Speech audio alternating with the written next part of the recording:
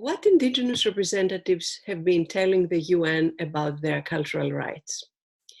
Few would doubt, by listening to Indigenous peoples' presentations at the UN since the 1980s, that their human rights concerns were both about their cultural and physical survival as peoples. Those two aspects also being inextricably linked to the right to self-determination and the right to lands, territories, and natural resources. Since the early days of the UN Working Group on Indigenous Populations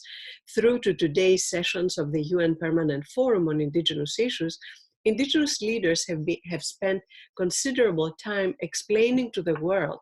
the specificities of their cultures, including their legal systems, customs, languages, spirituality, worldviews, concepts of economic and cultural, social, and political development, traditional knowledge systems, and other aspects of their ways of life that form the basis of their collective sense of who they are and their vision for the future. Year in and year out, during the drafting of the UN Declaration on the Rights of Indigenous Peoples, Indigenous elders and other Indigenous representatives from all parts of the world spared no effort to describe, for example, the special spiritual, moral, and material relationship of Indigenous peoples to their ancestral land, the concept of community ownership of the land, or various traditional systems of governance. It has also been a common occurrence at UN meetings that Indigenous languages will be spoken by the leaders at the beginning of their speeches to mark the significance of language to identity, and that following Indigenous cultural protocol, recognition of the Indigenous peoples of the land where the meeting is held is expressed. Indigenous peoples have also come to the UN wearing traditional costume, exhibiting their art and sharing music, dance, stories, film, and other aspects of their traditional and contemporary cultural expressions. At the same time, Indigenous peoples have brought to the UN numerous allegations of systemic discrimination and systematic violations of their cultural rights, including the non-recognition of Indigenous languages, which is the case in most countries, and even suppression of Indigenous languages, as was the case in boarding schools for Indigenous children in Canada and New Zealand.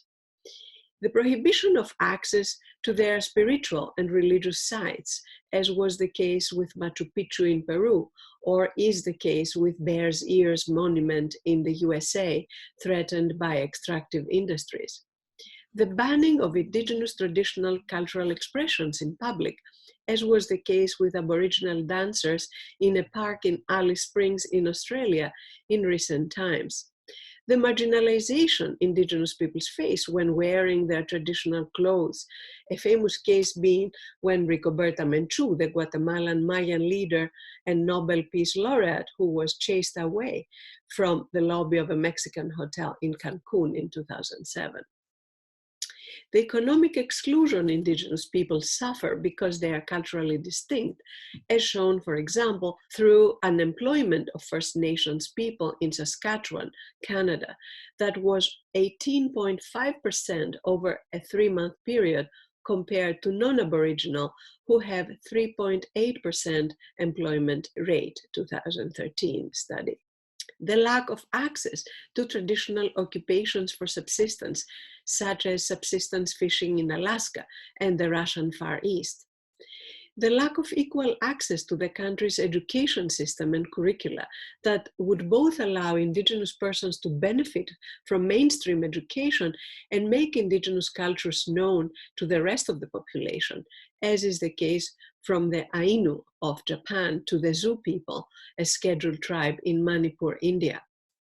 The pillaging of Indigenous cultural heritage, both tangible and intangible, as shown when in 2012, the Navajo Nation sued Urban Outfitters, a clothing company, over their use of the Navajo word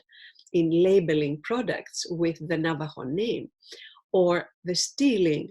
of an Aboriginal painting image for the production of carpets for commercial purposes in Australia. See the famous carpet case in your bibliography, or the use of Maori words by Lego. The patenting of indigenous traditional knowledge without their free, prior, and informed consent, as was attempted by the Council of Scientific and Industrial Research in South Africa in 2001 regarding the Hoodia plant that the San indigenous people were using as an appetite and thirst-quenching herb. The marginalization and suffocation of their traditional systems of governance and law, a concern expressed in recent times to the UN Special Rapporteur on the Rights of Indigenous Peoples, who found that the Council of Elders fall into disuse and the democratic decision-making principles of indigenous communities are eroded. Indigenous leaders at the UN debates on the declaration clearly articulated that the suppression of identity and culture is a denial of human dignity that must be addressed within the human rights framework.